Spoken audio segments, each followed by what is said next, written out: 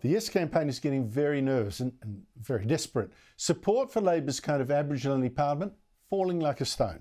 So yesterday, the official Yes campaign held rallies all around Australia to whip up more support. But the turnout was poor, and the rhetoric of some speakers, frankly, hysterical. I'm a yes. Why am I a yes?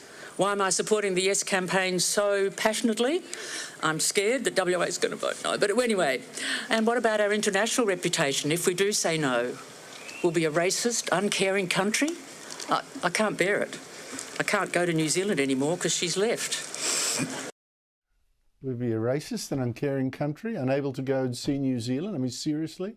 But far more worrying was what some Labor MPs are now saying to sell the voice. Take federal MP Pat Dodson, who the media for some reason keeps calling the father of reconciliation, although I can't see any reconciliation.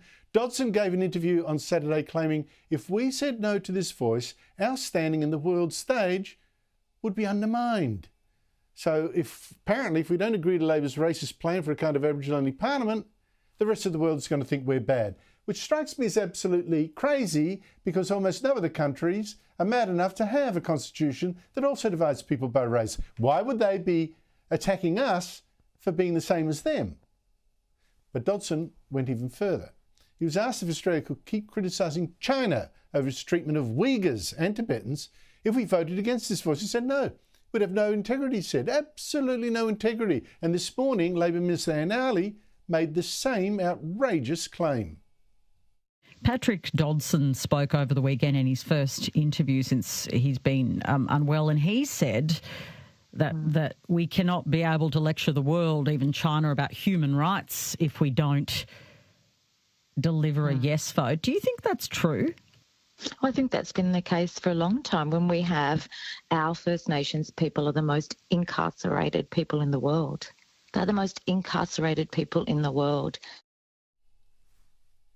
Here are two Labor MPs, senior ones, saying if we say no to dividing Australians by race, we will then have no moral right to criticise communist China, which has banned democracy, jailed journalists, jailed even Australian journalists, invaded Tibet, put 1 million Muslim Uyghurs into concentration camps.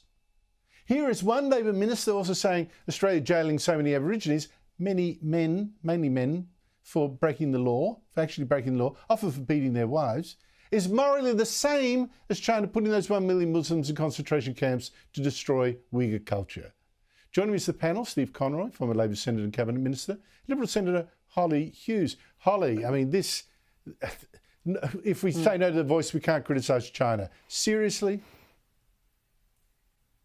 This debate seems to be getting completely lost in hyperbole and threats. It's just unbelievable. And if you just take it through from where we had Noel Pearson telling us that we would live in a perpetual state of protest if Australia voted no, to now comparing Australia to China with its record on human rights is absolutely deplorable. It is unbelievable that this is the kind of language that is being used.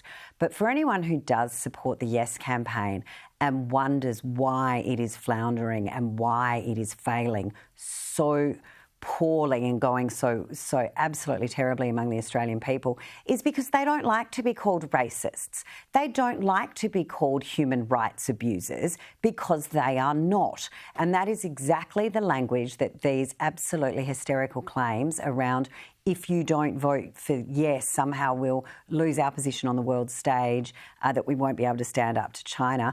I'm sorry, you know, putting apartheid in a law didn't go too well for South Africa, and effectively that is what this change of the Constitution would be, a division of Australians by race. Stephen Conroy, can you understand what's going through these people's minds, these Labor senior figures' minds, that they would say, no to the voice means we can't criticise Communist China? Well, I'll be criticising Communist China, whatever the outcome, and I hope the yes case wins. I know that. But if you want to look at some of the language, and Noel Pearson is probably the most egregious, I think it was deeply unhelpful to the campaign, some of the commentary he's made. I'm disappointed in some of the focus when people get a chance to spruik publicly. Talk about the positives, talk about why it's necessary, talk about why the things that we've all tried so far have failed. and that this is an opportunity. I don't accept, Andrew, your continual attempt to describe it as a parliament. This is an advisory body. A kind of advisory parliament, and I stand by that. When you use the word parliament, when you use the word parliament, Andrew, you give it an implication that it passes laws when there's no such implication. Advisory parliament. That's why I say advisory parliament. It's an advisory body that advice can be accepted. When you put the word parliament in there, Andrew, you know that implies that it becomes law. Oh, that's only because, Stephen, this is clearly a stalking horse if the advice for sovereignty down the track. Well, if you want to argue about reparations, treaty. They're not what we don't know, Stephen, and this is one of the problems. We don't know. We don't know what the High Court's going to say. And if you don't think the very first legislative decision that's made by a government, if this voice is successful, won't be challenged in the High Court if it doesn't somehow or other completely appease those people appointed, elected, who knows how they'll get there as part of the voice, that it won't go to the High Court. We don't know. We don't know, Stephen, and nobody does. Breaking news, any law passed by the Australian Parliament, anybody can take to the High Court. That's called a democracy. It's a good thing. So let's be very clear about But it's also not written into the Constitution that they must take the advice of this body. They must take the advice. No, they can listen to the advice. They don't have to take the advice. That is a misrepresentation, Holly, and you know it.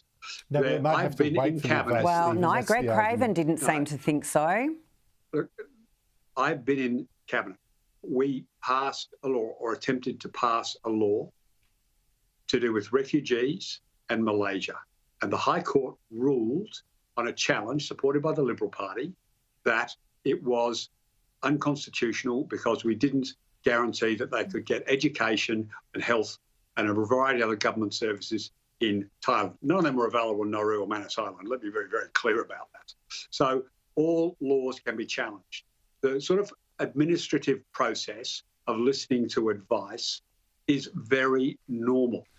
There was a challenge to a law that Labor passed to do with live, Stephen, sheep exports. I think we're going down a side alley here. We're going down a side alley here. I'm pointing out. I don't know why it's got to be the Constitution. If the government needs constitutional reform to listen to Australians, if the Australian government, current Albanese government, needs something in the Constitution to tell them to listen to stakeholders. Can I interrupt you both? The straw man argument here is that the High Court will say you can't act Parliament, you can't act federal public servant until you've heard from the voice. You can ignore it, and so that effectively is going to delay and be an effective veto on that. That is the real argument, Steve, not what you've been saying. Yeah, but listen, all that's to be in the future. That's a fair point to make. That's a much fairer point to make in the way they're describing it as an advisory parliament. It's a fair way to describe your criticism, Andrew. I have no issue with that. But equally, the points I've been trying to make today is there's a whole bunch of processes in existing law that you must go through a process. And if you fail to go through that process, and the High Court case on live sheep went to the heart of that, it was our government, we made a decision, and the ultimate finding of the High Court was we didn't follow proper process. We didn't listen and hold go through the right Stephen, you're actually confirming my problem. You're actually confirming exactly my problem, that we have a racist body, one race in the country. By the way, are they, how are they Aboriginal? One body of unelected, selected 22 activists will have this enormous power granted to no other race in this country, and you say it will have a real impact. That scares me. That is disastrous.